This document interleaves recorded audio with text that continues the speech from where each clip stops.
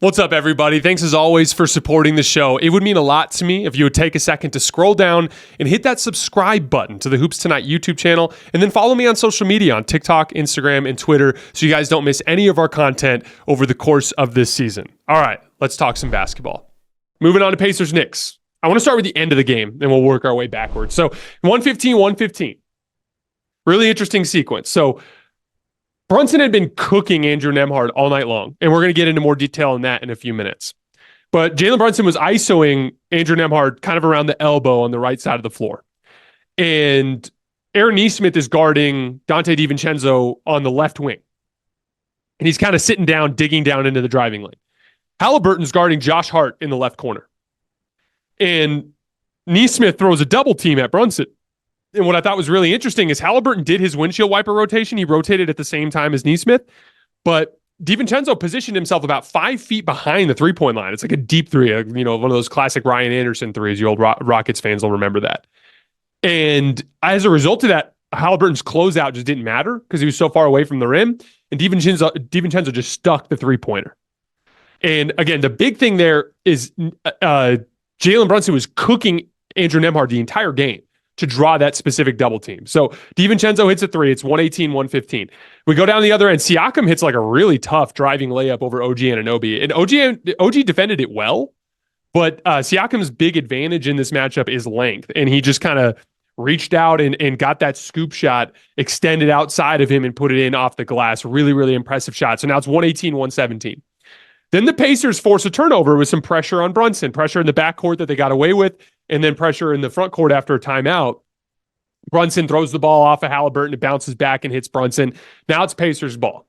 And we get an illegal screen called on Miles Turner. Now, for the record, I don't care about it in the context of this game. Bad calls happen in basketball games. As a player and as a team, you know that going into the game. If you let a game stay close, you're always at risk that a bad call could hurt you. Maybe even a couple of bad calls. And the Pacers got on the bad end of two bad ones at the end of this game. Not just that one, but also the the Brunson pocket pass. I think it was to Hartenstein. I can't remember. But it was a pocket pass. It might have been Josh Hart. Can't remember. Brunson throws that pocket pass, and Nesmith hits it with his hand and gets called for a kickball. Like, that was a bad call. So, but like, that's the thing. Like, as a Pacer, you got to be looking at that like, we were on the wrong end of some bad calls today, totally just part of the game of basketball. What I have a problem with is the larger issue that the NBA is having with officiating now. Because why in the hell was that called in that situation? That specific type of screen, where it's like there's a little bit of movement, a little bit of nudge at the end, that same screen happens like 50 times in an NBA game. And it might get called once or twice. And usually in the first quarter or something like that, almost never at the end of games. And this is the larger issue. NBA refs do not understand why they're there. We have refs to facilitate basketball games. That's it.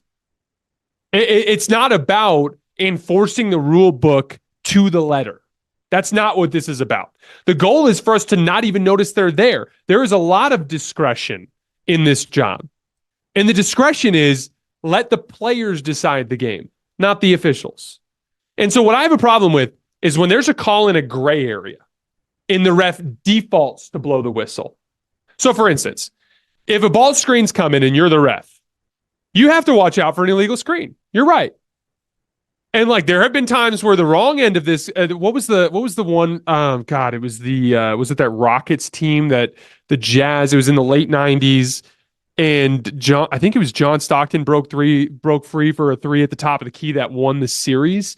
And there was just an obnoxious illegal screen. like someone looked like, like Zach Martin pulling and blocking him like he's a pulling guard.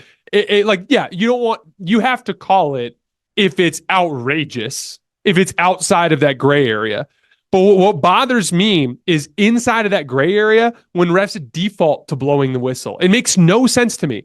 Like, that dude was looking for an excuse to blow the whistle, which means he doesn't understand why he was there. You're not there to blow the whistle. You're there to facilitate a basketball game.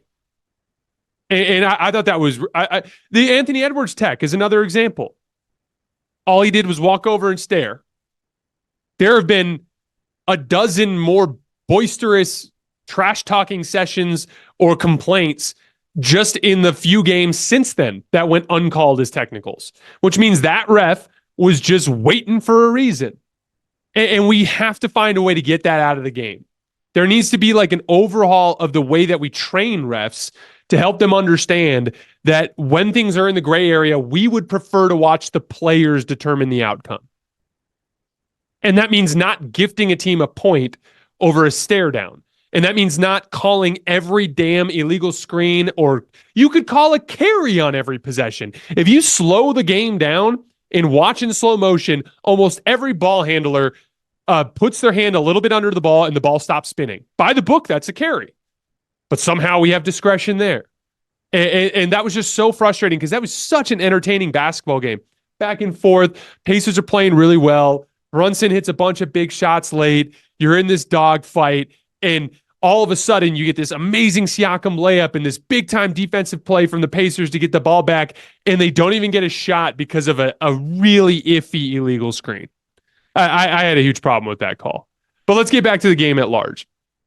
So obviously, after the illegal screen, the Knicks close the game out at the foul line, then it's over from there, right? On the Knicks front, Brunson was just unreal. He burnt Andrew Nembhard to a crisp in that game and literally forced the Pacers to double team him at the end in that same matchup, which led to the eventual game winner from Donte DiVincenzo. Now the most consecutive 40-point playoff games since Michael Jordan. That's some rare company for you there. I was thinking about this earlier. You could make the case that Brunson has been the best small guard in the league this year. Like last year, it was Steph and Dame. I think you could say that Jalen Brunson and Donovan Mitchell have kind of made their move on that corner. Again, it's a small sample. You want to see it sustained, but within this season, the two best small guards have been Jalen Brunson and Donovan Mitchell. They've been killing. And on that note, what I thought was really interesting, I couldn't believe the stat when I saw it. I was scrolling through Instagram earlier today. So there are 8 teams remaining, right? That means, what, 40 starters? 6 players out of those 40 are over 30 years old. How interesting is that? Like the younger, like when we talk about experience now, it doesn't seem to mean as much. The younger guys are taking over the league. 6 players over 30 in the starting lineups out of 40 remaining here in the second round. I thought that was super fascinating.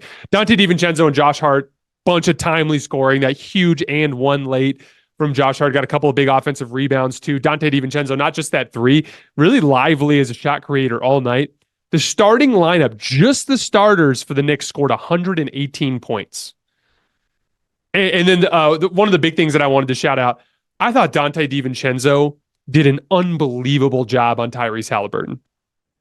And this kind of goes back to what we were talking about with Jamal Murray earlier. But Donte DiVincenzo, when you, like what happened with Murray, they're pressuring him full court. They're randomly trapping him. They're being physical all over the place. And it plays Jamal into this, like, not just poor shooting, but poor decision-making, right? I thought Haliburton was really bad down the stretch of this game and super passive throughout. And a big part of that was Donte DiVincenzo just got up in his grill, got physical and handsy, and threw him out of whack.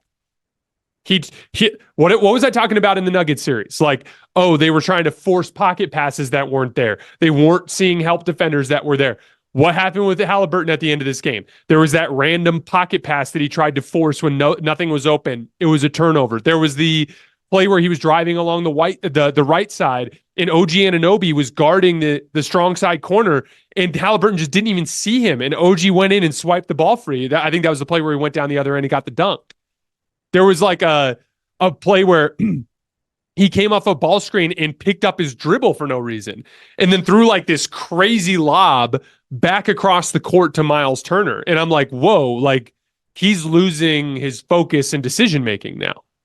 And so, like, again, it's a much smaller version of what the Timberwolves did to the Nuggets, but Donte DiVincenzo's individual defense on Haliburton did a number on the Pacers. It was a big part of why they had to lean so much on Andrew Nembhard late in the game, who, by the way, was really good. But so it worked out. But they had to lean a lot on Nembhard and Siakam late in the game because DiVincenzo basically like just pressured Haliburton out of it. Now, I know Haliburton hasn't really looked the same since he got back from his hamstring injury, but like this is playoff basketball, and it looks like it's going to be playoff basketball for the foreseeable future. And so Halliburton's got to, I don't know if it's putting on a little bit more muscle or just getting better at handling ball pressure, but he's got to figure that out because that problem's not going away in this series. DiVincenzo's going to be in his grill in game 2, and he's going to be in his grill in game 3, and he's going to be in his grill in game 4. And if you somehow get some success on DiVincenzo and they switch him off, it'll probably be Deuce McBride doing the exact same thing.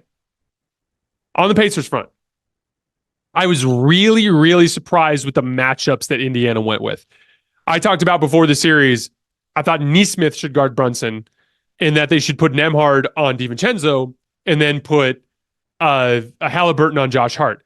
Obviously, some rebounding issues there with Josh Hart, but you can rebound as a team. There are ways to address that at the team level. I thought that Nesmith gave the best combination of size, strength, physicality, and athleticism on the ball on Brunson. And I thought with DiVincenzo being the secondary creator, Nembhard would be a good matchup there. Nembhard on Brunson, I just didn't get. He's not very big and he's not very strong. He's a good guard defender, but Brunson's playing at an insanely high level. And the main thing I noticed early in the game, first possession, Brunson just walks him down to the right block and easily shoots a fadeaway over the top of him. Brunson feels really comfortable shooting over the top of Nembhard. Here's why that matters. The Sixers series was not like that. Jalen did not feel comfortable shooting a pull-up jumper like straight up face-to-face against Kelly Oubre or Nick Batum to the same degree that he does against Nembhard. Famously in game 5, if I remember correctly, that was the overtime game, and Brunson tried to shoot a pull-up 3 and Batum guessed and like almost blocked it, and Brunson threw the ball out of bounds.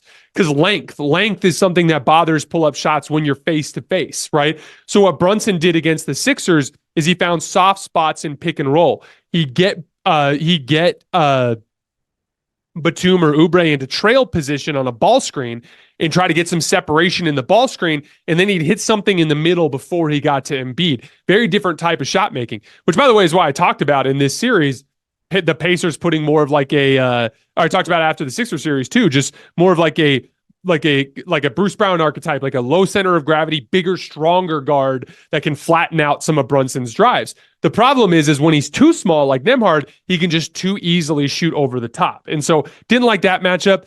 Dante DiVincenzo was really good in this whole game. I didn't understand putting Haliburton on him because DiVincenzo was getting comfortable and was active as a scorer in this game. One of the big things that down the stretch that was interesting, we talked about from 115 on, but a big part of the Knicks scoring down the stretch before 115 was ghost screens with guard screens with Dante DiVincenzo, which we talked about in the series preview was going to be a huge part of the Knicks offense. They were going to try to get better matchups through guard screens. So what they did is they kept getting Brunson downhill by having Haliburton's man set the screen, DiVincenzo.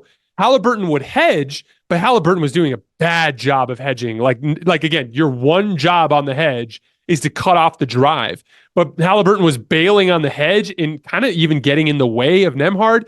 So Brunson was able to get downhill easily. And again, DiVincenzo scored a bunch in this game.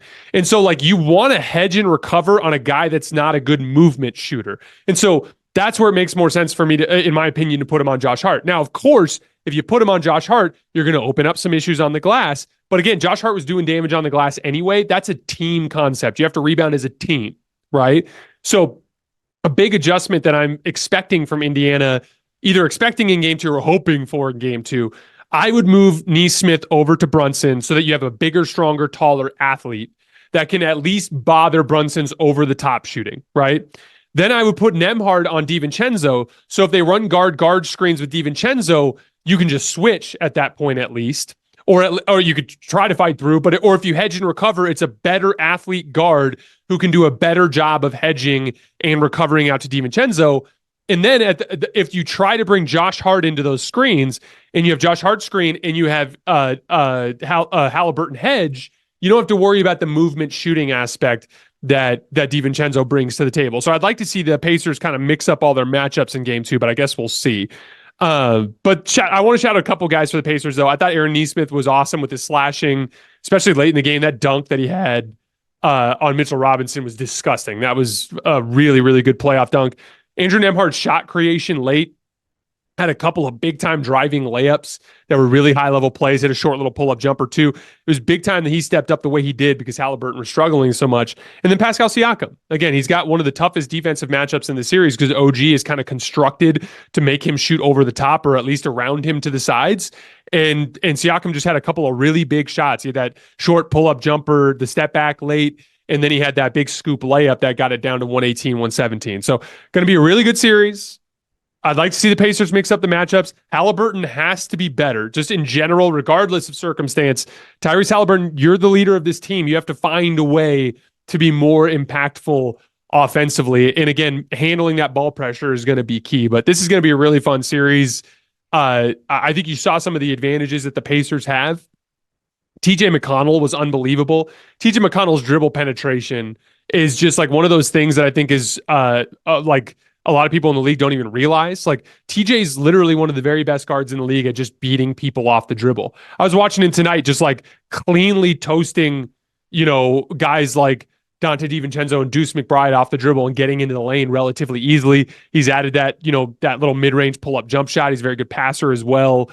It's just an unbelievable competitor.